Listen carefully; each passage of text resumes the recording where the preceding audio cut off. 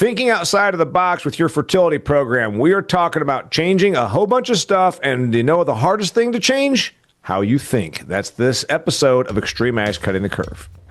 It's XtremeAg's Cutting the Curve podcast, cutting your learning curve and improving your farming operation every week. This episode of the Cutting the Curve podcast is brought to you by BASF, creating innovation to help farmers do the biggest job on earth. And now, let's get ready to learn with your host, Damian Mason. Hey there, welcome to another fantastic episode of XtremeAg's Cutting the Curve. Got a great one for you in this episode because I've got two great guests. They're both Texas guys. One of them is Tommy Roach with Nachurs. Nachurs, awesome business partner of ours here. He's been in our granary, on our granary show. He is always found at Commodity Classic. I'm in the booth with panels every year at Commodity Classic. And also, he's always here online to share new thoughts with you. He's a product development guy. He's an agronomy guy. And the more important thing is he's an outside-the-box thinking guy. And that's why he brought on Texas farmer Todd Kimbrell. Todd is going to talk about some things that he is changing up in his fertility program. Hey, I can't afford to change. Right now, low commodity prices, you're talking about put a little squeeze. Right now is when you have to change. And you know what? There's going to be environmental pressure on you no matter where you are. There's going to be regulatory pressure on you no matter where you are. You're going to have to change. You're going to have a nutrient plan moving forward. You're going to have more eyes upon what you do. Unfortunately, you have to make these changes even if you don't want to. Fortunately, we're here to help. That's what we're here to talk about. Tommy Roach, you proposed this topic. I like it, outside the box thinking. I think it's a big deal. I read a regenerative agriculture book, and one of the famous quotes that I loved so much was, you want to make small changes, adjust your practices. You want to make major changes, adjust how you think. It's all right here between your ears. You're big on pushing that. Outside the box, fertility practices. What's your first thing you're going to tell me and everybody listening to this show? You want to think outside the box? Do this. People think I'm probably a broken record by now because I always talk about usually something dealing with potassium, maybe something to do with micros, maybe something to do about foliar feeding, spoon feeding. I've had more discussion in the last year with people like Temple, which I hate to say, or Chad, which I hate to say, but we are now moving past the common thought, and now we're moving on to things like magnesium and calcium, and Kelly's been on a calcium kick for 2 or 3 years now, but that's kind of where this outside the box thinking needs to go. Todd, we still have a whole bunch of people, and I should say, okay, just real quickly, by means of introduction, you're an XtremeAg guy, rather new. You were at Matt Miles Field Day in June. You've been on a few episodes. We recorded an episode about your extreme weather. You almost lost a crop to drought, even though it was one of the wettest years on record because it was a matter of when the water came. You're doing a cool thing. You're experimenting with sesame, producing sesame. Yes, I'm talking about sesame like the seeds that go on top of an all-beef patty, pickled sausage. Anyway, the old Big Mac song. Cheese, pickles, onions on a sesame seed bun, yes. That's exactly it. See, you're old enough to remember the old Big Mac commercials also. Anyway, you're doing that. You're doing some cool stuff. You've been on a few of these recordings. Here we are talking about this. You farm in, what's it called, Hutchinson, Texas? No, Central Texas, Itasca. Itasca. I get my towns confused. Itasca. How far from Dallas? About an hour south, Dallas, Fort Worth. Outside the box fertility. We threw this topic at you, and you're doing some of this. Tommy advises you on some things. What are you doing that changes it up? I'm assuming some of it scared you a little bit, but it's probably worked out. Yeah, he opened my eyes back up to foliar feeding, and not just on cotton, but on corn and wheat, and something we messed with, 25 years ago and didn't really know what we were doing, and kind of decided that it maybe didn't work. We were better off putting reallocating our dollars back into just regular, your macros, NP and K. And, I've gotten away from that. And now, after studying and being with Extreme, like all the guys on here, they're reallocating their dollars from macros to micros, in my opinion. That's me from the outside looking in, being the new guy. And they're quite successful. So I know there's something to it, and we just have to be more open-minded about it. Tommy, you sometimes you're screaming from the mountaintops, and like you said, sometimes you sound like a broken record. And I know that's an old statement to the young person. It's like, what the hell's a record? But yeah, what's a vinyl? But here's the thing: there are still a significant amount of producers in agriculture that they cannot get it out of their head. Throw more nitrogen, NPK, NPK, and the thing is, of all times, I mean, even if you want to like say, okay, you're doing this because you're not informed enough, you're doing this because you resist change. You're doing this at this point to your economic detriment, maybe to your soil's detriment, maybe to your crop's detriment, but for surely to God.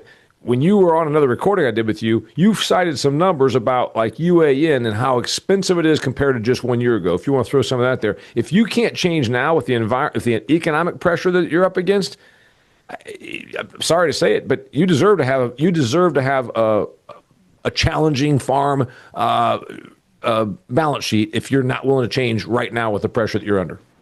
Well, and I threw all those figures away. Oh no, I still have them right here on my desk. Like compared to, say, 4 years ago. Of course, we all know what the corn market is. It's down 2%. But if you look at nitrogen, which could be ammonia, UAN, urea, they're all at least 100% more expensive now than they were 3-ish years ago. Same thing with phosphates.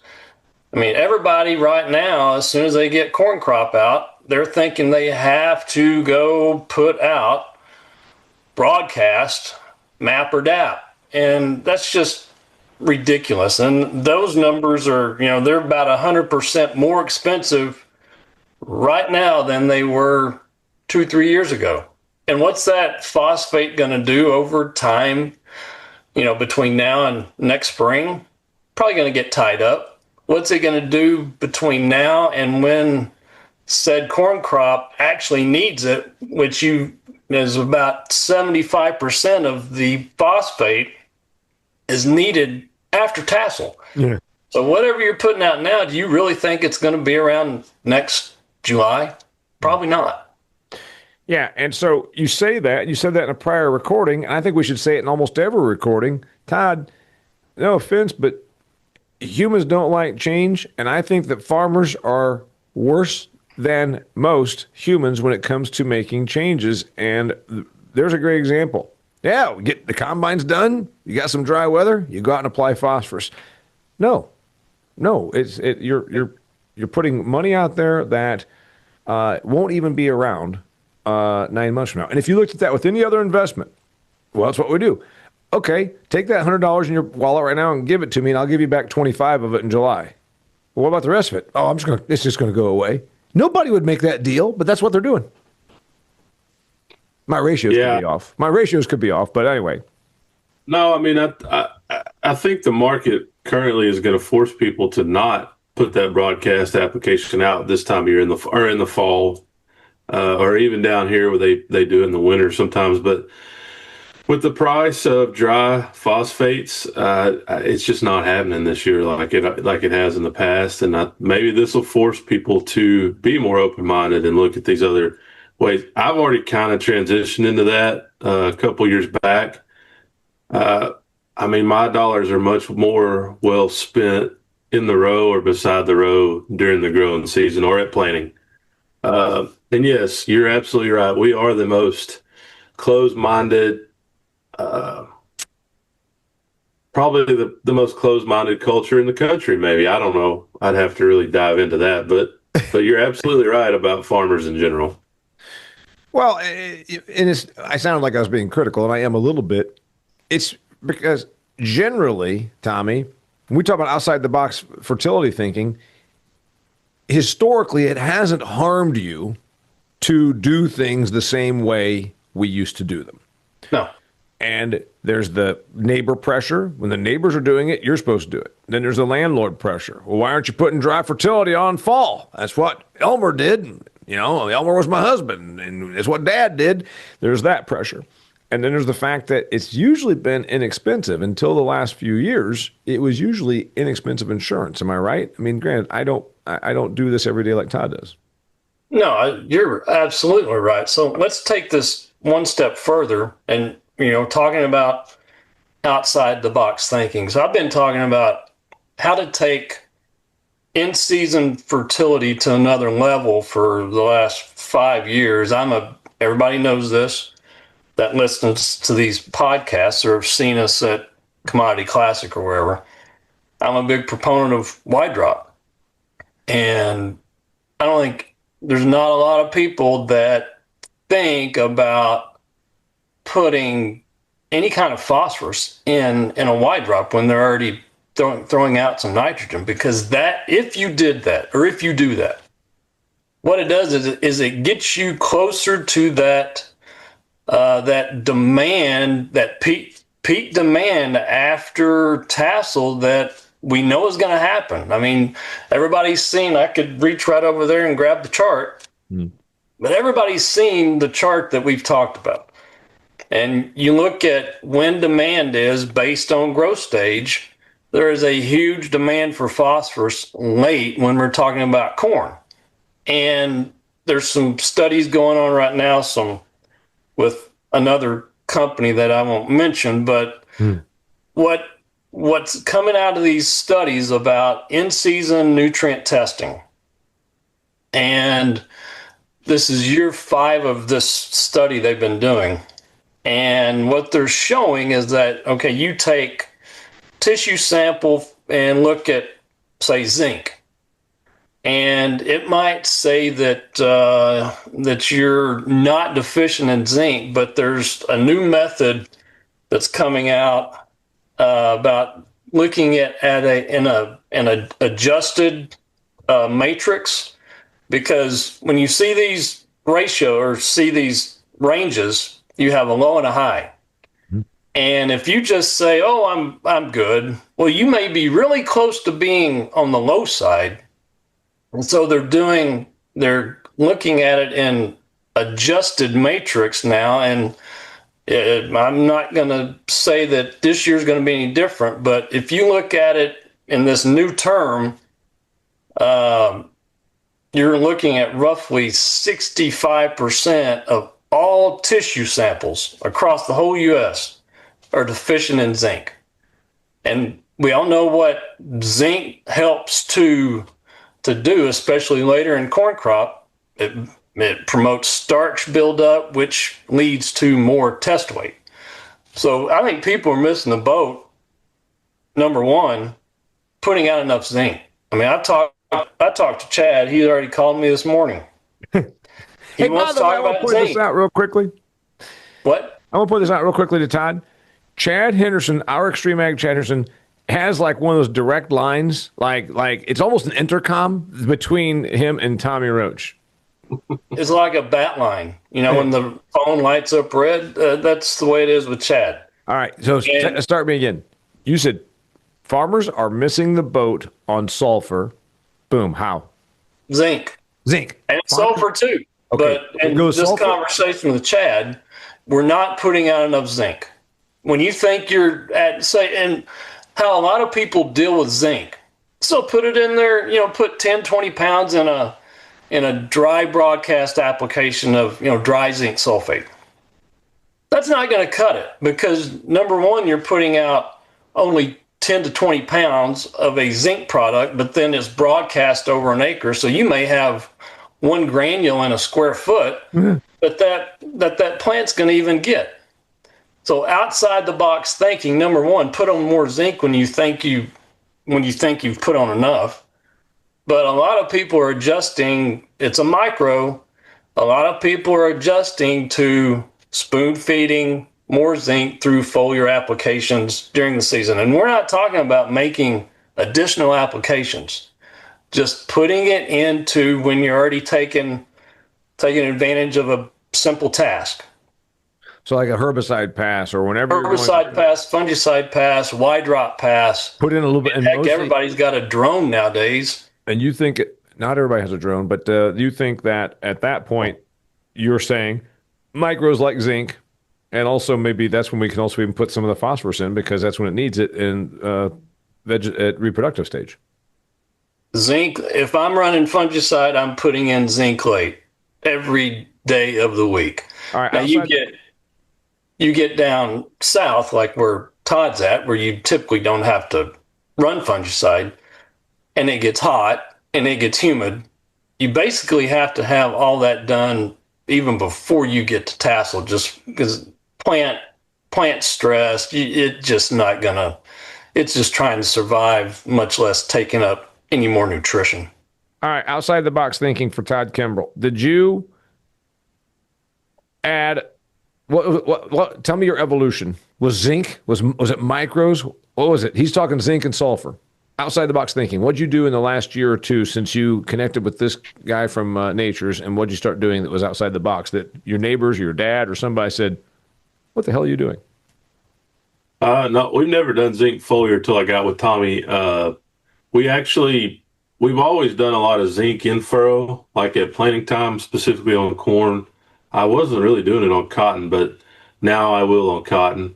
But like copper and boron and all that stuff, foliar, is something we never really, I don't know, it's just never really did it. I used to put out a lot of manure in the past and assume that I was good because of that, but we have to rethink the way we're doing all this and be more efficient, getting the nutrients where they need to go. I know we're leaving a ton on the table because we're not being the most efficient that we could be. Right. So what was your first big move? Zinc and micros and putting it out there, like you said, next to the plant? Yeah, and then potassium acetate with Tommy too was a big one that I know is working. He gets a little bit of a hard time. I've heard it that he's the potassium acetate broken record also. Is it merited? Is it warranted? No, I'm not talking about the criticism. Yeah. Is being over to the top on potassium acetate warranted, Todd? I would say yes. I'm completely on board with that. You've made your money off of the investment? Yes. We've always seen big potassium deficiencies at the reproductive stage, specifically on corn. Not even talking about cotton. Cotton's an obvious one, but on corn especially, and I think that'll be part of our program going forward. What do you think, Tommy, the first step, we say outside the box, first off, you got to change the way you're thinking, and you got to get away from just concentrating on bulk amounts of macros, especially at the wrong time. It seems to me that's the easiest adjustment. It's the biggest payback, probably the hardest adjustment because it's different from what you've always done or what your dad did or whatever. All right? So I think a lot of people... Todd says yes. That's the easiest, that's the biggest... The easiest big payback is just to get off the macro habit and start looking at this. That's the biggest payback, the fastest payback. It's also the hardest one to make because it's different. You guys are both nodding your head to the people that are driving. Well, so everybody can hear you nod your head. Everybody to the detriment puts on that they're going to take care of nitrogen. They're going to take care of it in applying too much. Everybody is typically going to take care of their phosphate needs. Potassium, on the other hand, I was just sitting here looking at some soil tests out of Nebraska, and they all said that soil tests were high to very high on contained K. You're dealing with 4,600 pounds typically of calcium, which nobody hardly ever thinks about calcium past pre-plant, and mag is a whole nother issue.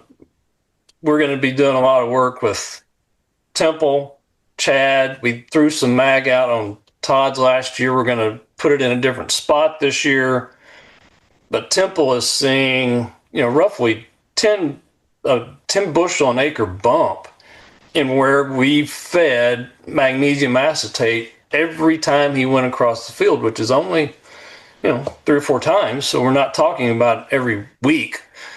It doesn't take much to move the needle.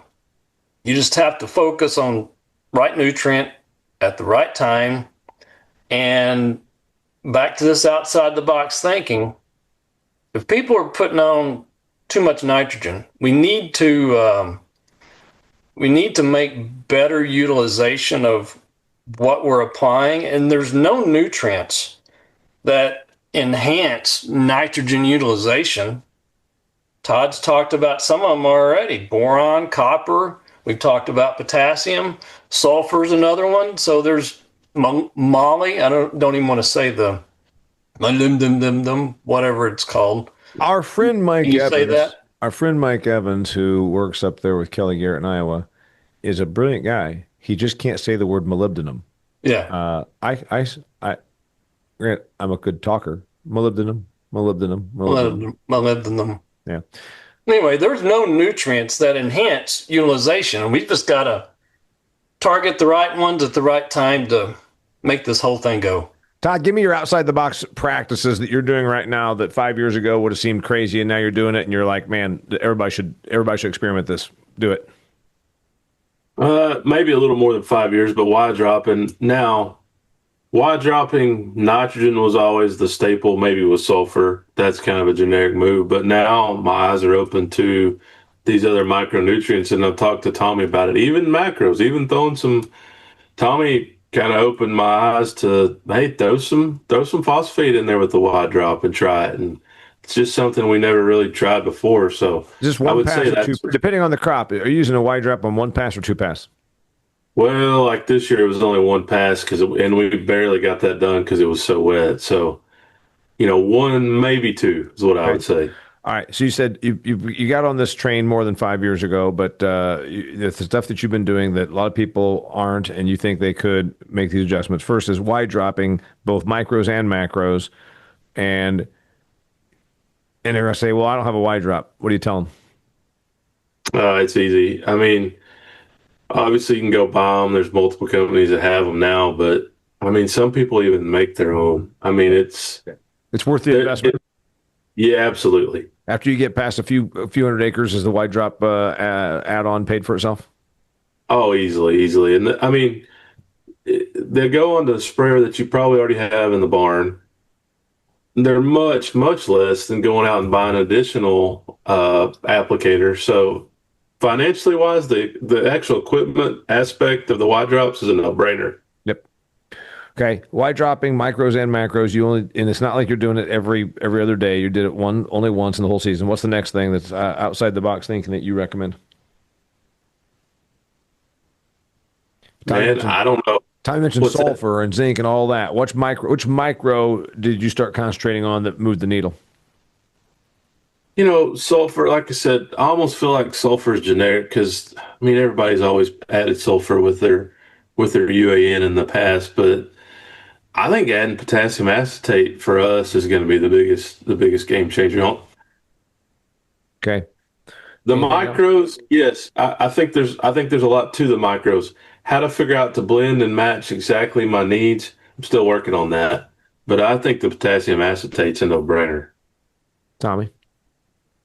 He said wide dropping was I would have to potassium acetate.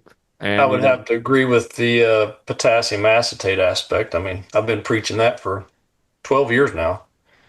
I think there's a lot of people moving toward, and this goes in cycles. I mean, for 2 or 3 years it was boron. Yep. Seems like now it's there's a lot of focus on molybdenum. Yeah. And it doesn't take a lot. I mean, good grief. A couple of ounces, say in the furrow application, or a couple of ounces foliar later in the season when we're trying to take advantage of that nitrogen component.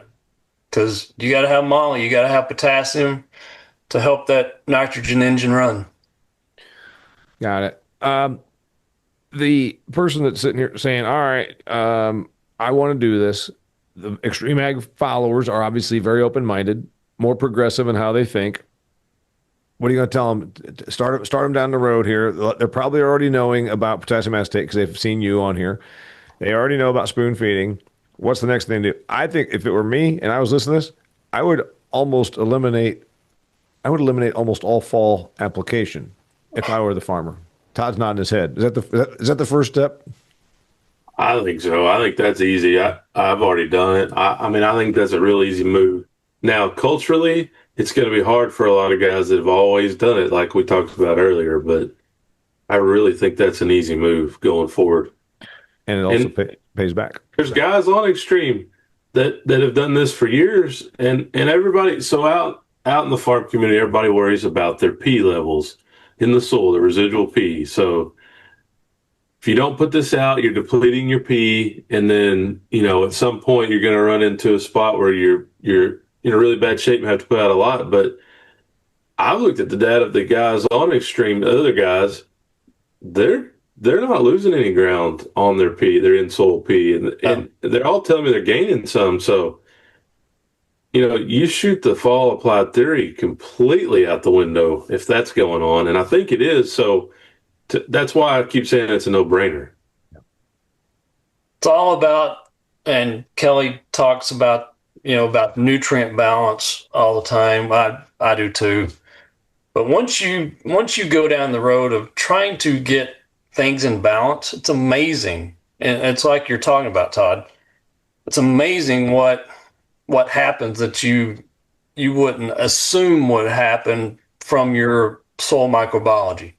It makes up for a lot of mistakes that we do, maybe a lot of things we don't do, but getting things back into balance just elevates soil biology so much. I want to make my second move. You said wide drop. Okay, eliminate fall fertility. Adding wide drops into the mix. Concentrating on potassium acetate, and then you said on the micros, it's almost like there's a micro of the month club. When I first started working with XtremeAg, it was all about boron, and we talked to Chad, who loved boron, and then sulfur, zinc, etc. And I think if I were a farmer, if I was going to start doing the outside the box stuff, I would assume that I've overdone NP and K, NMP, I should say, and then I would start looking at those micros for sure. When are they needed? Is it really is it truly that they should just be in every mix? I mean, because certainly, or do I need to not even worry about those until late season? When do I need the micros? When do I focus on those? Well, if we talk about corn, you're going to need iron and manganese, especially iron, more up toward the front. I mean, again, go back to the chart, and you have a huge iron demand. Now, when I say huge, it's not like we're talking about NPK and sulfur. I mean, huge in relative terms, but iron up front, manganese kind of spread out across the season. A little bit of zinc up front, a whole lot of zinc in the back, a little bit of boron in the front, boron in the back. I mean, so I guess best approach, everybody's going to kill weeds. Put in a micro pack. Actually, let's back up. Everybody's going to plant a crop. That's the only time you're guaranteed to go across the field. Todd can attest to this. If he gets in the field and plants his crop, he may not get back through there again because it may be too wet. It may be too dry and things are burned up, so he's not going to get to harvest. Put in a micro pack on the planter. And then you're going to kill weeds. Put in a micro pack when you're killing weeds. A lot of the corn belt is going to run fungicide, maybe twice. Put in a micro pack. It doesn't cost you hardly anything extra. Small doses, spoon feeding, more balance, more efficient. Todd's nodding his head. Big one, though, that we talked about before we hit the record button and a email and we're setting this up was your adjustment to foliar. This was a bit of an adjustment for you, right? Yeah, I mean, it's just something we're not accustomed to. It's breaking our old routine, I guess, of not using it. So, yeah, that's a little bit of a culture shock and a little bit of adjustment, but I know he's right. And I'll tell you moving why. into more of a foliar feed situation, right? Yes. Yeah. And I can tell you why people think that. All right, so when you're running herbicide pass, the crop, the plant, it's not very big. I mean, it's only yay big. And they're missing the boat. They're seeing visually how big the plant is, how much barren space there is, and they're thinking, well, it's not going to do any good. I'm going to get more on the barren soil than I am the plant. Yep. But what you have to do is put your head inside that plant because you got to keep that plant running. And if you're feeding it herbicide in this case, you just put an awful taste in that plant's mouth. and it wants to shut down for a day or two and figure out how to get rid of that bad taste. Well, you put nutrition in the spray tank. Mm-hmm. You're able to keep that plant running at the same time it's trying to metabolize that chemistry that you just fed it. So you have to change how you think about it. So it's not even necessarily just about spacing out your fertility spend. A guy like Todd didn't want to do foliar feeding, and now the foliar feeding has the benefit of it spreads out the spend, it puts the nutrient out there when the plant needs it, and also it gets it more successfully past a herbicide stress. Is that right, Todd? Yes. Because every day the plant stops is a day that you lose yield. I feel bad that Tommy said that you might not be able to get in your fields after you plant it. There's some farm ground up here by me in Indiana. Would you like to just move up here? I mean, yeah, we don't have these problems. I mean, maybe it should just be a subdivision down there where you live, Todd. It might be a little easier up here for you. I'm sure it would. It's tough. We I grew up there. I know. We had really good. I mean, we had a record corn yield, and it's still going to be tough here.